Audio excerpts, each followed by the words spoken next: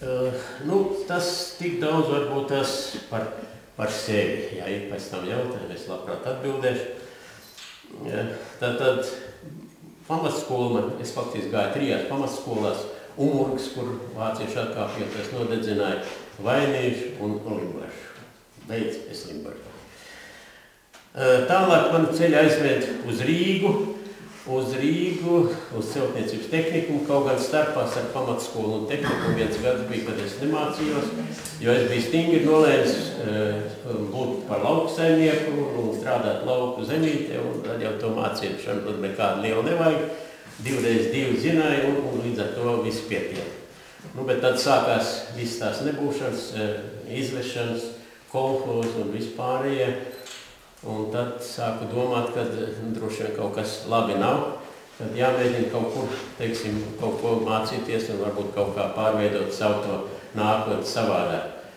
Un tā es nokļuvu Rīgas celtniecības tehnikumā, jāsaka gan uzreiz, ka par cik es nebiju mācījies, un arī pamatskolā es tā diezgan smagi mācījies, tur trīnieciņi tādi bija, eksāmenos es izkritu, bet lieta bija tāda, ka ne tā kā tagad, kad uz katru vietu pa 5 cilvēki piesakās, tur es nevarēju nokomplektēt grupas.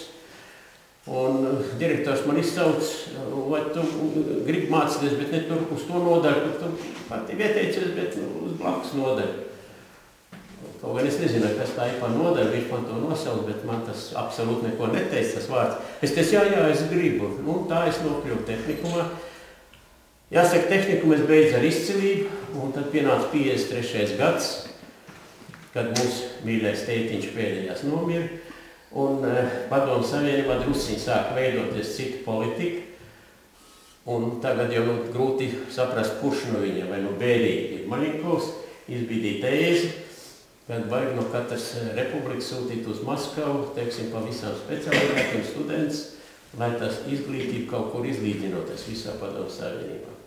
Un par cik es beidzu ar izcilību, un direktors izsauc, grib braukt uz Maskavu mācīties. Man absolūti nebija skaidrs, jo naudas nebija nekādas iespējas. Aizbraucu pie vecākiem, man bija tā, vai man jāiet dienēt 3 gadi, ja es varu braukt uz Maskavu. Vecāks saka, labi, brauc, pamēģini. Ja tu nevarēsi, nebūs tās naudiņas, atgriezies, ies armijā, ko lai dara. Cik mēs varēsim, tik mēs tev palīdzēsim. Tā es nokļuvu Maskavā.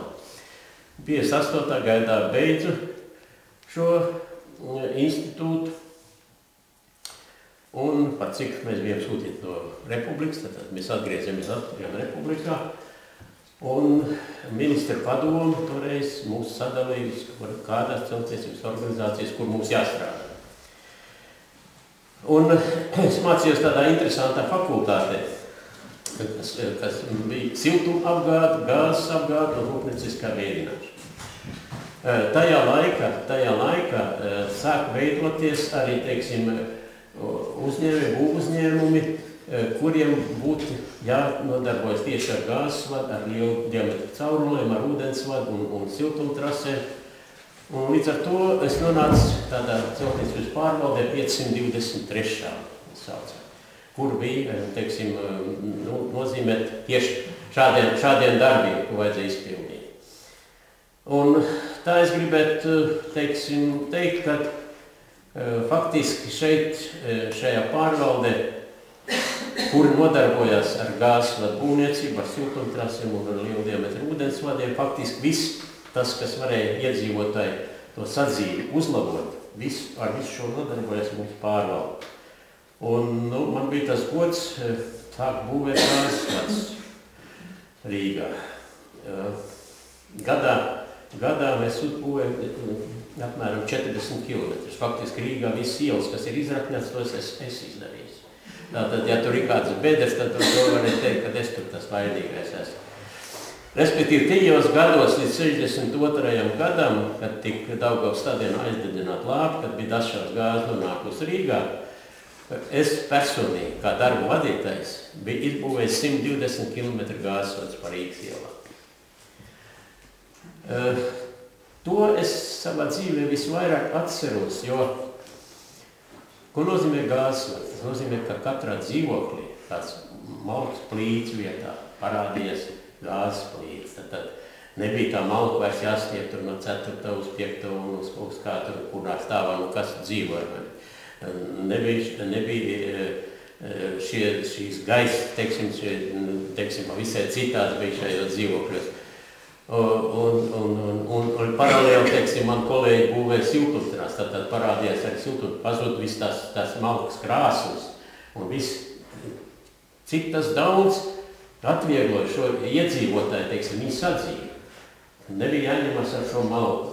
Un vēl jau vairāk, teiksim, tajā laikā jau bija tā saucamie komunālie dzīvokļi. Tajās lielos dzīvokļos tur dzīvoja 4-5 ģimenes un viena tā plīts. Un tad tur skandāli katru dienu, kurš, teiksim, tiks klāt un kurš tur tagad kurināt. Tā gāzes plītiņa, katra ģimene uzliek savu gāzes plītiņu un viss kārtībā, nekāda problēma. Tā kā tas faktiski ir tas lielākais gandarījums un tas, ko es visu vairāk atceros, jo tas bija man darbības sākums. Tā gāja gadi. Šajā pārvaldē es nostrādāju 13 gadus. Faktiski es izgāju visus pakāpienus, teiksim, dienas pakāpes, kāds varēja būt līdz pārvaldes priekšniekam. Un, acīm redzot, tad kaut kur ievēroju, kad es kaut ko varu. Jā, es vēl gribētu par šo pārvaldu pateikt. Man tad nozīmē par pārvaldes priekšnieku vietas izpildītāju. Man nevarēja apstiprināt, ja es nebiju partijas biedrs. Ilgi ar mani mocījās, bija vien tāds Iljā Vainšteins, kas bija mums partijas sekretārs. Viņš kādu pusgadu man katru dienu, kad tu beidzot sniegt, kad tu beidzot iet. Es tā pēc ilgām pārdomāju, bet nekas nenokritīs no mani, ja es iestāšos. Ja es tomēr varu kaut ko, un tas, ka es varu, tas nozīmē, ja man bīda, es jau pats neprasīju būt pa priekšnieku vai kaut kur, ja tas nozīmē, ka es kaut ko varu. Un kāpēc man neiestāties? Un es gribēju teikt, ka tajā laikā bija partijas biedri, un es biju partijas biedrs, un bija komunisti. Komunists es nekad neesmu bijis, es neesmu bijis komjaunietis, vispārīgi neesmu bijis, arī pionieris neesmu bijis. Partijas biedrs, teiksim, par cik savādāk vispār nevarēja. Un tā, teiksim, pienāca 71. gads, un man sāka lemt, lai es strādātu uz citu nozars trestu pa galveno inženieru. Jāsaka, mēs pārvaldu, mums bija izveidojusies ļoti labs kolektīvs. Mums bija kolosāls kolektīvs, un mēs bijām gatavi darīt visu, kas mums ir uzdots, un par cik mēs tādu darbu darījām, kas, teiksim, uz citu fonu, viņš tomēr izcēlās kaut kādā. Mēs vienmēr pildījām plānus, mums sarkanos karogs tur dāvinājām un viss. Un uzstādīja ultimātu, es piesaucu pēc savas kabineta, iedēju baltu lapiņu. Es tagad uz 5 minūtēm iziešu, es nākšu atpakaļ, es domāju, ka būs uzrakstīts, ka tu piekrīt pāriet uz citu trestu pa galvenību. Un kas man citu atliek? Ja es to nebūtu izdarījis, tad vienalga.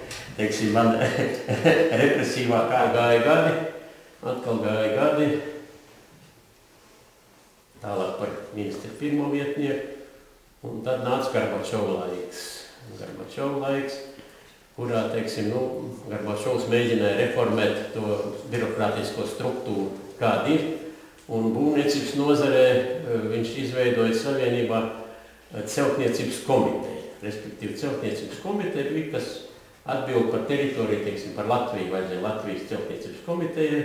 Vienlaicīgi viņam bija arī jābūt ministra padomes priekšsēdētāja vietniekam. Kaut gan es tādlājā laikā tikai biju ministra pirmais vietnieks, bija 3 ministri, bija celtniecības ministrs, būvmateriālu ražošanas ministrs un celtniecības lietu komitejas priekšsēdētājs ministra rangā. Ministra padomes priekšsēdētājs Jurijs Rubens izsauc mani. Viņš saka, zini, ko mēs te tā pakonsultējamies un mēs gribam jūs nozīmēt par celtniecību. Es saku, kāpēc man taču ir 3 ministri, nevar kādu no viņiem. Nē, mēs uzskatām, ka jūs, es saku, jā, viņš saka, rītdien augstākā padoma nobalsos un viss būs kārtībā. Es saku, bet varbūt, ka nenobalsos. Es saku, bet jūs neiesat, tiešām neesi iemācījies, ka mums, ja kāds pieņēmis lēmumu, tad visi balso pār, tas neviens nebalsos pret. Tā es nokļuvu ministra padomē, atbildīgs par visu būvniecību. Uzreiz jāsaka, ka man absolūti šī lieta neimponēja.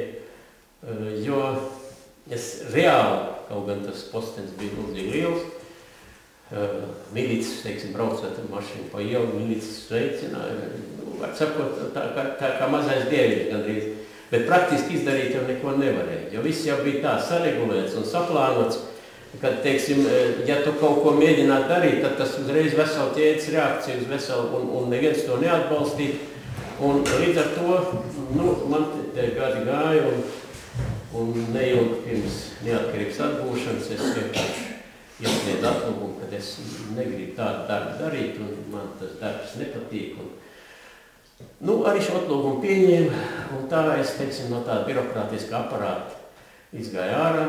Tūlīt jau, teiksim, arī neilgi bija jāgaida, tad jau sākam atgūt neatkarību, un visi tie procesi gāja tālāk. Līdz ar to viss tā lielā būvnieku saime, kas tajā laikā bija kopā ar būvmateriālu ražotājiem būvniekiem, mēs bijām kaut kur 150,000 strādājoši. Tā ir liela armija. Teiksim, šodien būvniecībā strādā 35,000. Par būvmateriālu ražotājiem es nevaru pateikt, bet es domāju, ka tur arī ļoti maz tas skaits, jo tā būvmateriālu rūpnīca nemaz tik daudz mums nav. Tad sākam, teiksim, visas organizācijas, visas pārvaldes stresi, visi gribēja būt pastāvīgi. Visi, ja nebūs neko nevajag, tad tu iedod objektus. Mēs sākam veidot tur visādas asociācijas, akcijas, sabiedrības kaut kā. Mēs bija varbūt liels ideālists mēģināt saturēt visus kopā tomēr. Nozari nevar taču palaist gari, bet no tā nekas nesanāca. Tas arī bija pilnīgi dabīgi, no tā nekas nevarēja sanākt. Jo ja ir tas, teiksim, tādās tirgus apstākļos, tad katram ir pašam jācīnās par objektiem, ko viņš var uzbūvēt, un jāgarantē, ka viņš var uzbūvēt to objektu, un tā tālāk, un tā tālāk. Tajā laikā atbrauc mans kolēģis, ar ko es kopā strādāju, kurš 78. gadā emigrēja uz Ameriku, Boris Frīds. Atbrauca viena liels amerikāņu būvkompānijas uzdevumā, veidot kopu uzņēmumu un, teiksim, veikt būvniecību, ja nāks tās ārzemju investīcijas šeit, lai būtu priekšā un lai būvētu. Viņš atrada mani, mēs izveidojam to kopu uzņēmumu. Tā arī sākās, teiksim, mans gaids jau neatkarības laikā. Mans gaids, būvniecības gaids neatkarības laikā. Un šeit ir viena tāda interesanta lieta jāatzīmē.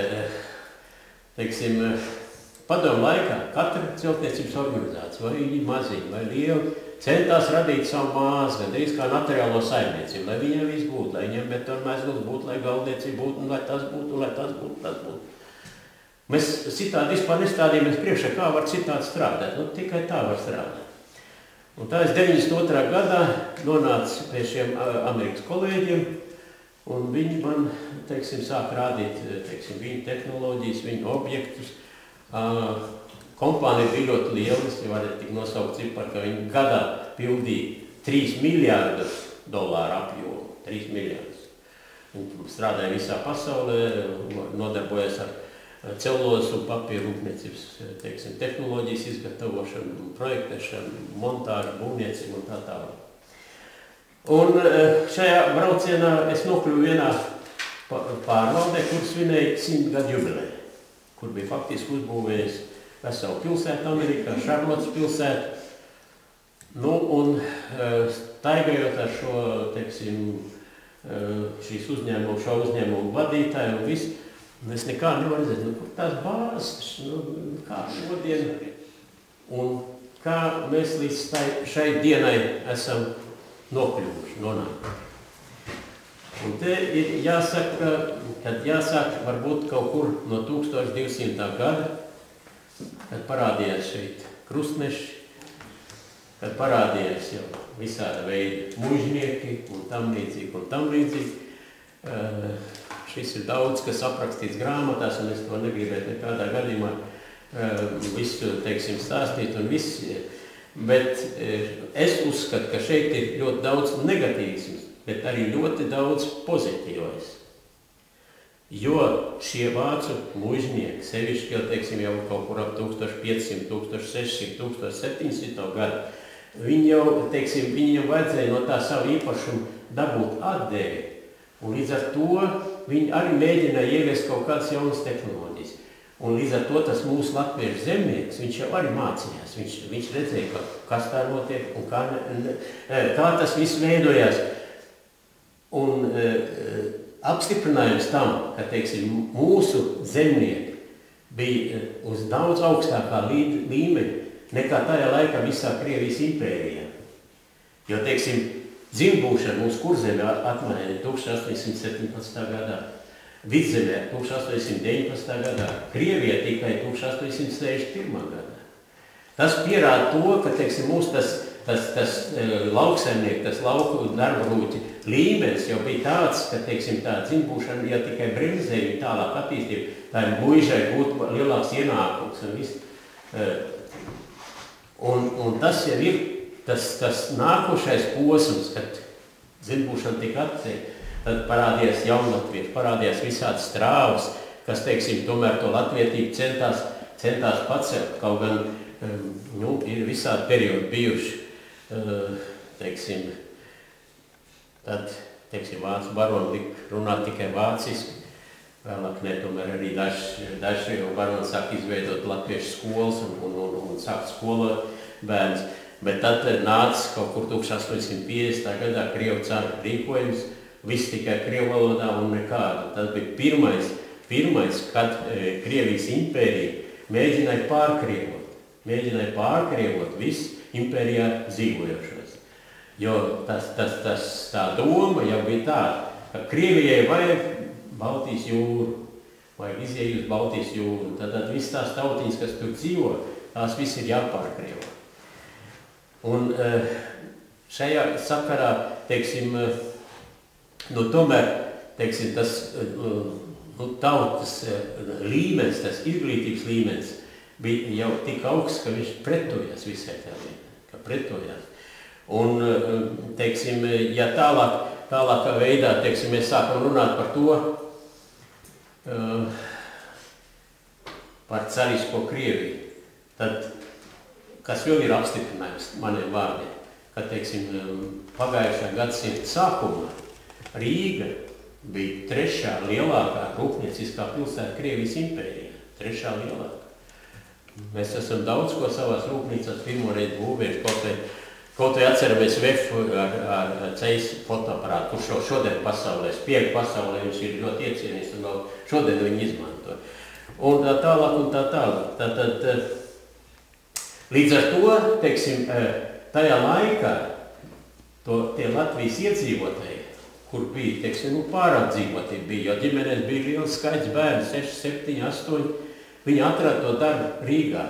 Un šajā rūpniecībā. Tātad, līdz ar to šī pilsēta uzplauka un teiksim, tik masveidā būvēts jaunas mājas Rīgā, lai, teiksim, izvietot visus šos strādāt gribējušos. Bet vienalga Rīga nevarēja viss paņemt pretī. Un tajā laikā, ja mēs atceramies, tad ļoti daudz izceļoja uz Krieviju, uz Altais apgabalu, kur bija brīvas zemes, kur varēja, teiksim, veselu ciematu tur veidojot, pat pilsētas. To gandrīz var salīdzināt ar šodien, kad, teiksim, cilvēki brauc prom. Tikai tādēļ vien, ka šeit, ieviešot jaunās tehnoloģijas, tajā pašā lauksaimniecībā. Teiksim, šodien mūsu, teiksim, pagājušā gada produkcija vislielākā kāda Latvijā lauksaimnieki kādi ir ieguvuši. Pagājušā vasarā kopā ar dēlu apceļoja visu, ne visu, bet gandrīz visus. Vairāk kā 2000 km nobraucām. Un mēs nācām pie tāda secinājuma, ka mēs neprotam parādīt to, kas ir labs, kas ir labs izdarīts un kas labs notiek. Mēs visu laiku beram sev pelnus uz galvu. Mēs visu laiku sakam, ka mēs esam slikti, mēs nekur nedarām, mēs esam visnabadzīgākie un viss. Mēs izbraucam 2000 km un, teiksim, es nezinu, varbūt, ka mēs ne pa tiem sliktākiem ceļiem braucam, Bet, ceļi kā ceļi, ir kaut kur bedrīt, tā droši vien nav nekur.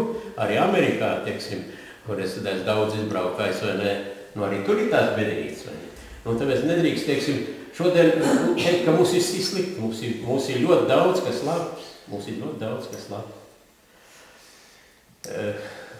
Teiksim, lai, ņemot vērā mūsu mentalitāti, ņemot vērā mūsu tā lauksaimniecības struktūru, to individuālismu, to saimniecību, teiksim, vēlu, katram viens pleķīt zemi, un lai tur būtu gotiņi, lai tur būtu cūciņi, un tā tālāk.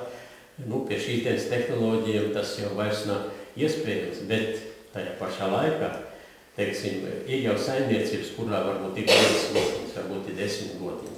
Ir jāatrod iespēja palīdzēt viņam celties augstāk un no tām 5, ja 10 pārēc uz 15, uz 20. Jo šodien, teiksim, ja ir 1, ja 2 gotiņas, tas ir tāda pašiztikai tikai. Tas ir pašiztikai. Tas nav priekš attīstības.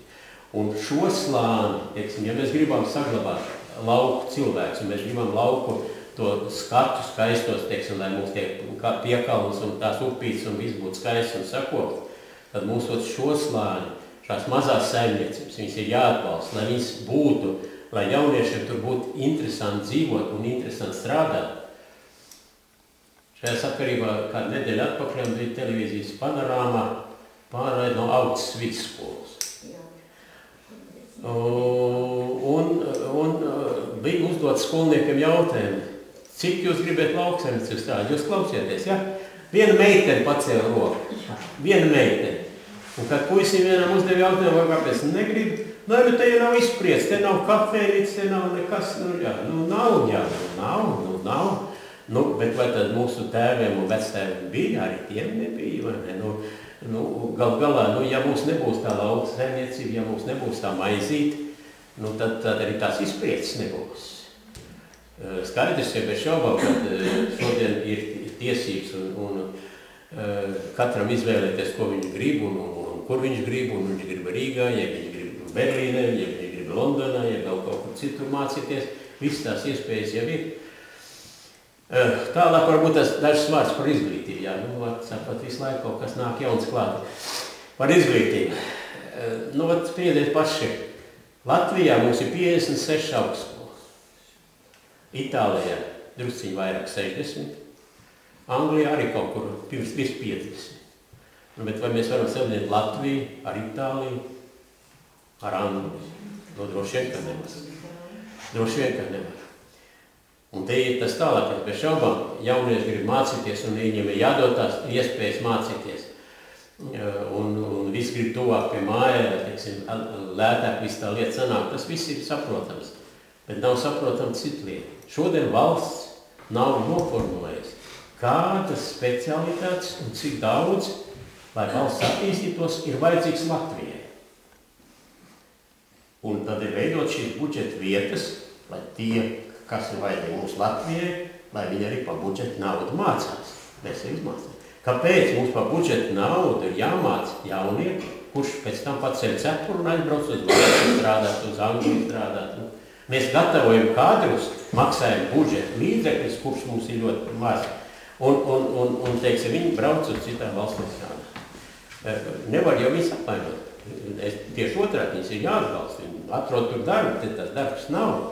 Bet kā tad jau ir jāgrib par savu naudu un grib mācīties un grib Anglijā strādāt. Lūdzu, mācies. Neviens jau nevar aizliegt šodien mācīties. Tā kā, teiksim, tas atkal ir viens no tādiem aspektiem, kas valsts līmenī nav sakārtots. Tas pat, teiksim, visi tie ķīvī, kas šodien notiek starp izglītības ministru un augstāko izglītības padomu un tā tālāk. Katrs cīnās par savu krēslu, vairāk neko. Jo, teiksim, loģikas, ka vien otrais tā paklausās, kāds nodarbojas ar to jautājumu. No 540 miljoniem kāds Limbažu novadā, teiksim, mēģinās kaut ko darīt. Ja viņš arī mēģinās, tad mūsu pašu sabiedrība nobalsos par to, ka tas skaitē apkārtējai videi, ceļām, mūsu eksistencei un nevajadzēs. Tāds notiek. Nu, tas nozīmē, ka mēs paši esam pret visu. Tieši tā arī ir. Tā jau arī ir. Mēs paši esam pret. Tā kā, teiksim, ja mēs runājam par tām naudām, tad vēl parunāsim par Eiropas tiem fondiem visiem un par to Jā, par eiro arī parunāsim, jā. Teiksim, Dombrovska kritizēja, kāpēc tu tur nelika embargo, kāpēc tu tur nedarīji šito, kāpēc nedarīji šito. Es gribētu, lai šie kritizētāji drusciņi paskatītos ciparus.